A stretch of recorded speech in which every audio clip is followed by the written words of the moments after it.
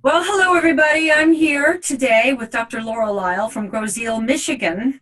And she's a very interesting doctor. She's an internist, but she's also, and I've never heard this before, a compounding pharmacist. I'm so anxious to talk to you. How are you today, Dr. Lyle? I'm great, thank you. I'm so anxious to speak with you as well. Thank Um, you. this has been quite a journey I've been on. I've been a compounding pharmacist. This will be my 30th year this summer. And I have had a passion for compounded hormones for 28 of those 30 years. So it was back in a time which I know you can appreciate when compounded hormones were not always done often. Exactly. And I truly believe that had done my research back in the day and realized that compounded hormones were the way to help patients. And so I started working in that industry and did it for 12 years. And finally, one day, after filling prescriptions, looking at this deck of cards, prescriptions for patients, I realized I needed to go back to medical school and I could help guide patients better if I could be the one writing the prescriptions. Well, So, of course, and when I was a kid, and we didn't go to the doctor very often, but if you went to the doctor and he gave you a prescription, you didn't get a pre-made pharmaceutical prescription. right. Remember waiting in the pharmacy while they put it all together? Yes. Um, and then everything changed, and then it all became pharmaceutical, and that's when we got into, particularly in the hormone area, the one size fits all. Will you tell my audience, who's very interested in what you have to say, why there can't be a one size fits all for hormone replacement? Absolutely. Well, first of all, when you think about it, each human body is so unique. We all have our own stressors. We have different various weights. We have different metabolic issues. And it never made sense to me that there would be one size fits all on a hormone, especially, let alone other prescriptions. But hormones, we really have to fine tune based off each individual's body, the needs. And I always felt it funny when there was like one, two, or three strengths on the market, and it was to fit everyone. And certainly there's not one size to human beings, and there's not, we all have different metabolic needs. And by tailoring our products to those individual needs, we can help these patients have extraordinary benefit.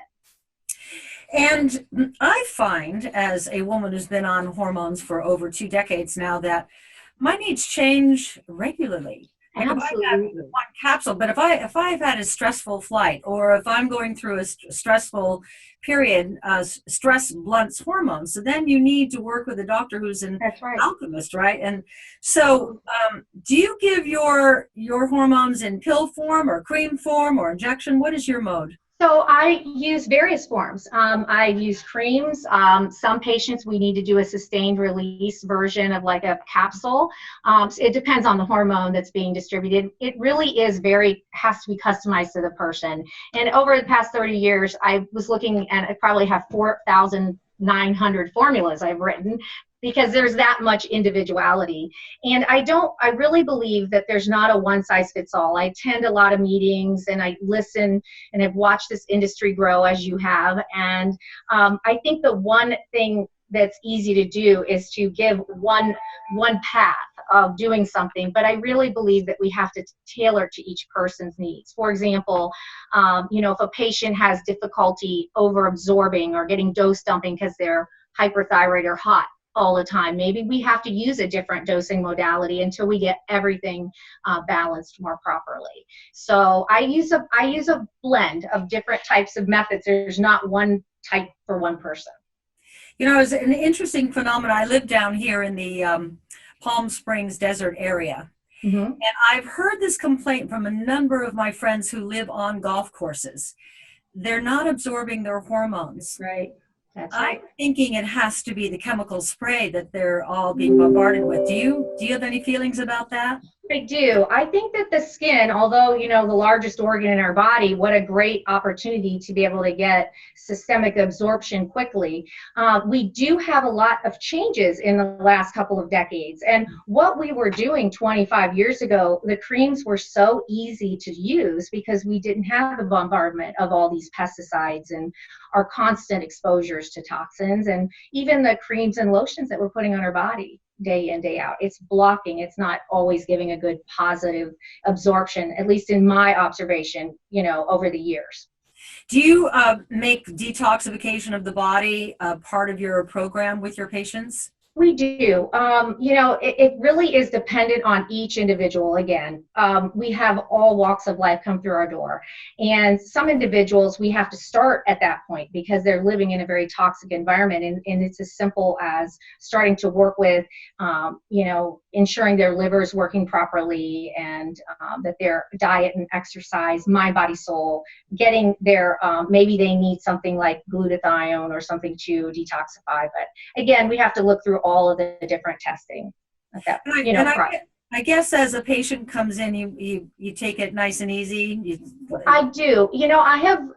I have realized that patients can get overwhelmed, as I'm sure you've probably talked to many of your friends because you're so excited and passionate about what you're doing and you want everyone to do everything. And it becomes so overwhelming to individuals that you need to partner with them and show them that you can get them feeling better. It might be as simple as addressing their thyroid issues that, possibly, their doctor traditionally has told them their thyroid's normal, but their TSH is 3.5. It's not normal. And helping them metabolically to feel better, because in doing so, what happens is patients start to understand the process. They have more energy for exercise. They're going to start making better choices. And then you can start working towards, and it is a very step-by-step process, and it's not cookie cutter because each person has a level of knowledge that comes here that's different. Yes. You have to gain their trust. And one of the things I hear over and over from alternative and integrative doctors is what happy patients they have. Yes. It's so. I was at a meeting. I try to attend several a year, and I was at a traditional. I always have to recertify every 10 years in primary care. And so I have to attend those meetings, and I have to tell a funny story. I was on one of those buses that takes you into the convention center. I felt like, how there's this light coming on me right now? I was so happy, loving my job. From my mouth. Just so, I just love what I do because I get so fulfilled from my patients because I see and I watch their lives change. And now, after an extended period of time, you can say with confidence, I know I will get you better. You have experience, what you've been seeing.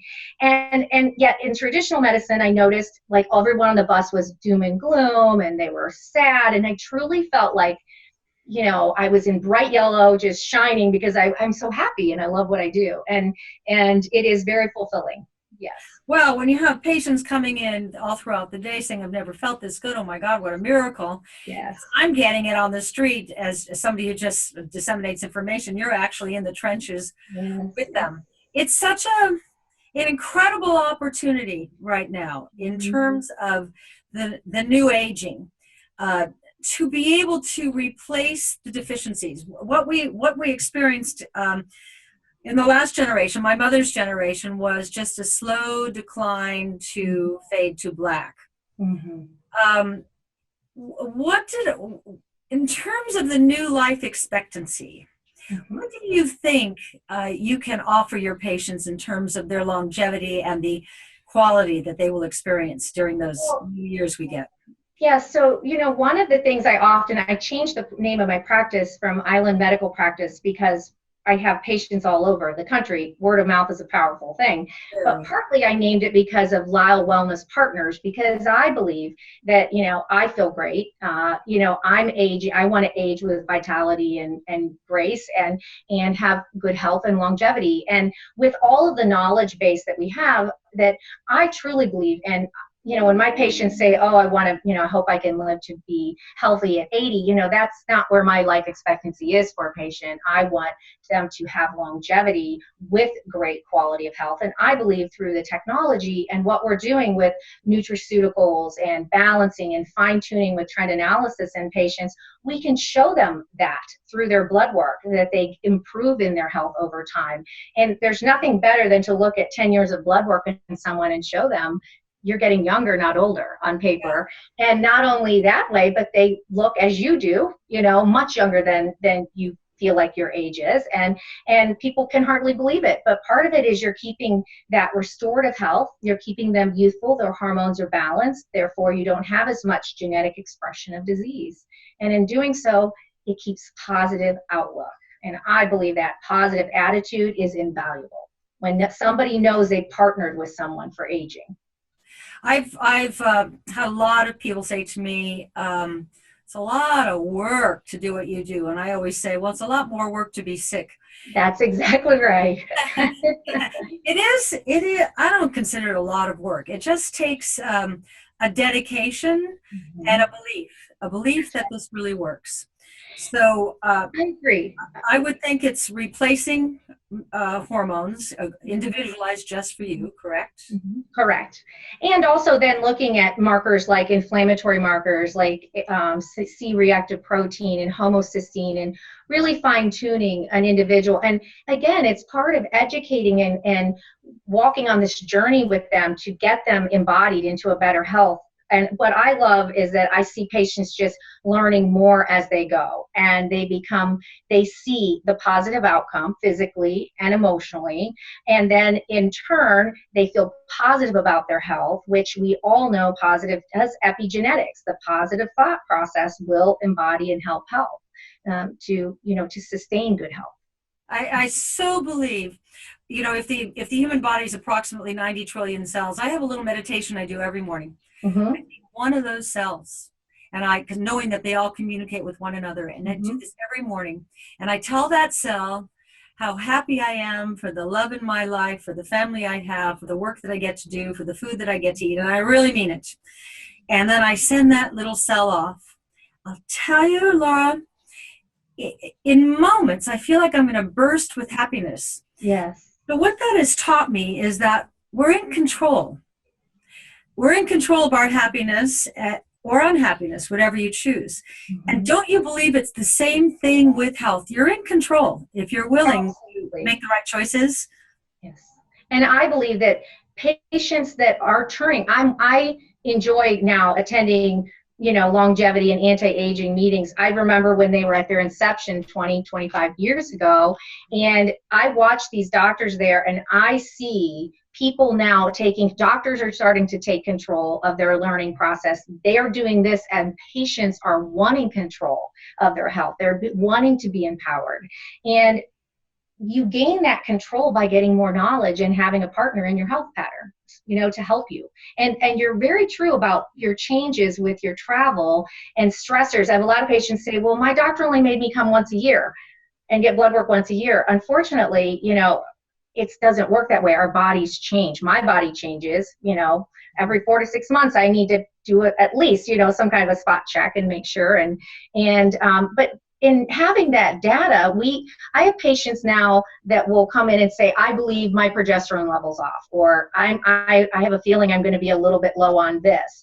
And again, that's that positive, they're learning, and they have a great attitude because they can make a difference in their own health. And I love your meditation that you do. I think that's amazing. And I really used to think I had a lot of miracles in my practice, and I still believe that there are a lot of miracles, but I also believe that people need to feel positive and they feel empowered. We really do. I'll take my little meditation and pass it on, because it's sure. I will. It's part of my day. It's how I start my day. I think that's great. What's it like when you get together with at ACAM or A4M with a bunch of like-minded doctors, all of you who have taken the abuse of leaving the standard of care allopathic protocol?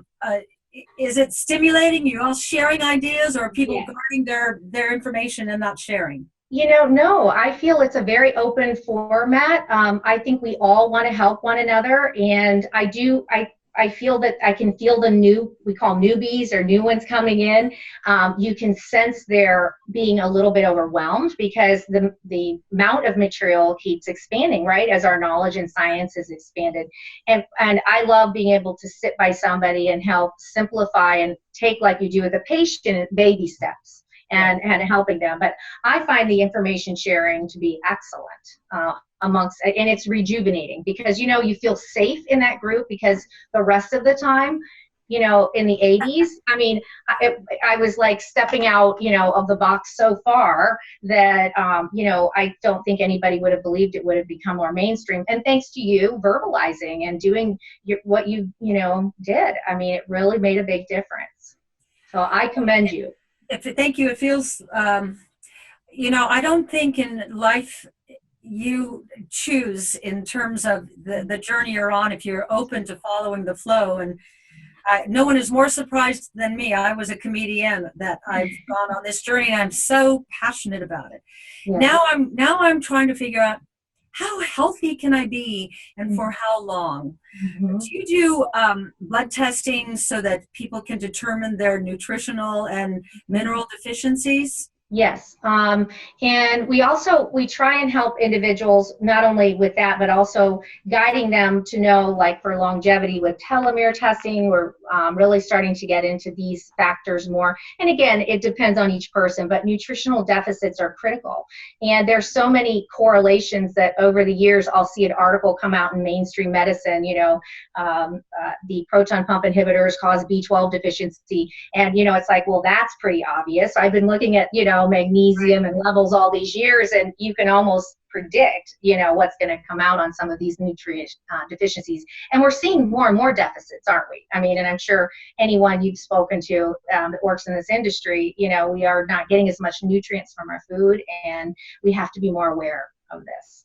Talk to me about magnesium. I don't think people really understand how crucial magnesium is to the human body. Can you explain? Yes, sure. So magnesium has to do with almost every cellular function and enzymatic process in your body. And, I think a lot of people equate it to, oh, I have a leg cramp, I must be deficient in magnesium.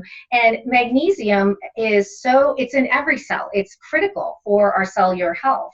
And a lot of times we just try and look at it in regular blood, but we need to look at red blood cells and other ways to look at how we look at magnesium. But it is truly something that if without magnesium, we can't have proper calcium levels. There's so many other, neurotransmitter, enzymatic response, your nervous system, everything. I remember interviewing Dr. Russell Blaylock, I think for my book, Breakthrough. He's a renowned neuroscientist. Mm-hmm. And my organic gardening lady's son had just dropped dead on the playing field in high school. Now, she grows organic food, and this is her life. So I was talking to Dr. Blaylock, and I said, what is this sudden death of children? He said, it's a perfect storm. Mm-hmm. He said, it's low magnesium coupled with high exertion, with a high excitotoxin taken, meaning maybe the kid had a major fast food, processed food, a meal right before, or maybe that's his regular diet. I don't know. Mm-hmm. But and you see this on the news on a regular basis, people dropping dead that nobody seems to understand why. And that was the first time that I became aware of magnesium and its importance. So what I glean from that, as a, just somebody who does this research, is that if you have a kid who eats a lot of processed food and fast food and is an athlete, you better give that kid magnesium, would you say? Absolutely. I would say that's great advice. And, I think it's interesting you're bringing up children because, again, the patients that used to seek me out were perimenopausal, postmenopausal, or men going through change. Right. What we're now seeing is generationally. I have one family, I take care of all 4 generations, great-grandson, all the way up to the great-grandfather. He came to me at 93 wanting anti-aging, and he's now 98. And I said, this will be a little unprecedented, but it's been a wonderful journey to watch him be able to enjoy his family through these last 5 years. And one of the things I'm seeing is individuals are now bringing their daughters, or maybe their 20-year-olds and their teenagers, and then now these kids are learning from the parents that are instilling these great values and nutrition, and a lot of them do inquire now about magnesium. So I think it's a good take-home point for sure.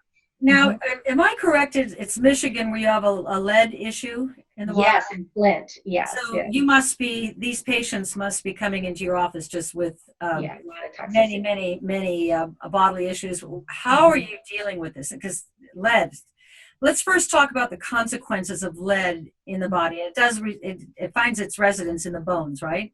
Bones, yes, but also it can affect other organs in the body. Yes, in the brain, correct.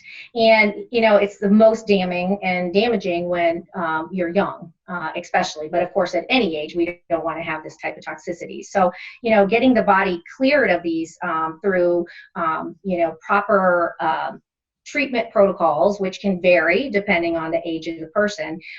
It's very, very important. And there's storing. A lot of these individuals have storage of the lead as well, so you have Right. to get So are cleared up. you using IV treatments to I detox?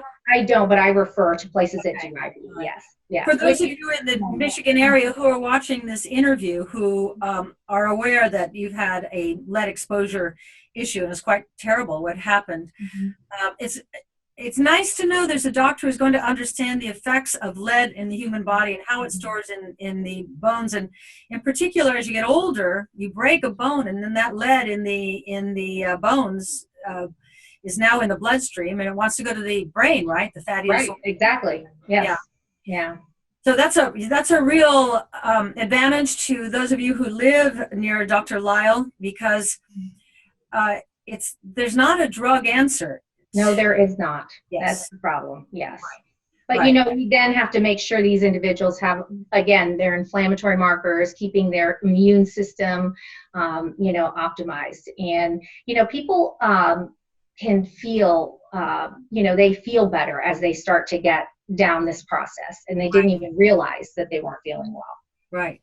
And what do you think this whole food allergy and gluten intolerant issue is about? So when I was a kid, nobody was gluten intolerant that we were aware of, and Sure. I didn't know anybody with food allergies, and now my whole family is plagued with food allergies, and Mhm. most everyone I know, kids are so under attack. What do you Absolutely. think is the reason? Well, I think, we have to look at all the toxins in our foods. We've had all these antibiotics that have been bombarded. We have GMO foods, which I truly do think has had a profound impact. We don't eat clean. We've been, gone through wax and waning over the years. Here we are telling everyone to go out and eat a low fat diet and, all these sugars and high fructose corn syrups. And so I think the key, these sensitivities have come through the years. We didn't ever have it when we were younger. I mean, you didn't even hear of people having these responses, but our immune system is bombarded, and we're not necessarily getting the prebiotics and probiotics and things we need for our gut health in Uh, order to. Probiotics. Explain to them why they should take a probiotic every. Probiotic, someone once asked me, what are the top 2 or 3 things that you would want everyone to take? And definitely probiotic was right in that top 3. I think vitamin D3 and fish oil are probably, in those categories as well. Probiotics, our gut is our immune system, and people don't realize that. And everything we swallow and take in, we have to, it's all of these bacteria are being killed off by the excessive use of antibiotics. And so we have to put back the good bacteria. And in doing so, we're restoring our gut health. We're protecting against leaky gut. We're, helping people to not be getting sick. I mean, it's been proven in children, kids that have probiotics have less ear infections and infection. Mm-hmm. Well, an interesting thing I came across in my research, because I have 2 granddaughters who were born cesarean. Okay. Now, what's Yeah. interesting about that is that the first breath, the first swallow we take as human beings is not air; it's our mother's vaginal flora. So That's right. Yeah. pollen initially. Mm-hmm. So if you miss that step because of cesarean, and Yes. then you're not with a savvy doctor who understands you've got to take oral probiotics to That's right. balance things. Yeah. And watching my granddaughters and a lifetime now of food allergies, ADD, ADHD, OCD. Then one got bit by a Lyme tick, and the cascade and the degrade of their health and life and what they've had to do to get it back is pretty phenomenal. That's why the work that you do is so important. And I hope that you know that, because we're living in a new world, a new environment. We're under the greatest environmental assault. And this still is not being taught in our medical schools. No, and I'll tell you, and I appreciate you bringing up that fact, because I went to medical school later in life. I practiced as a pharmacist 12 years, then went back. I had a son who is now 20, he'll be 27, and he's in medical school in the same program I was in, okay? So it's very interesting study here, because he is learning nothing different than what I did in 1990s. Wow. And I am flabbergasted, by the lack of integration. I remember trying to incorporate CAM programs, complementary and alternative medicine programs, and there just didn't seem to be a lot of interest. And yet I had to have this voice at the time because I already had a previous knowledge base. But to watch the fact that they're coming out, if not, they're more big pharma. He came home one day and said, well, now shouldn't everyone be on statin medications? And, that was really difficult to hear. It's not being taught. And unfortunately, I was hoping to see change. I was hoping to hear. And I think that a lot of these young physicians that are coming out have to, unfortunately, resource it themselves. Right.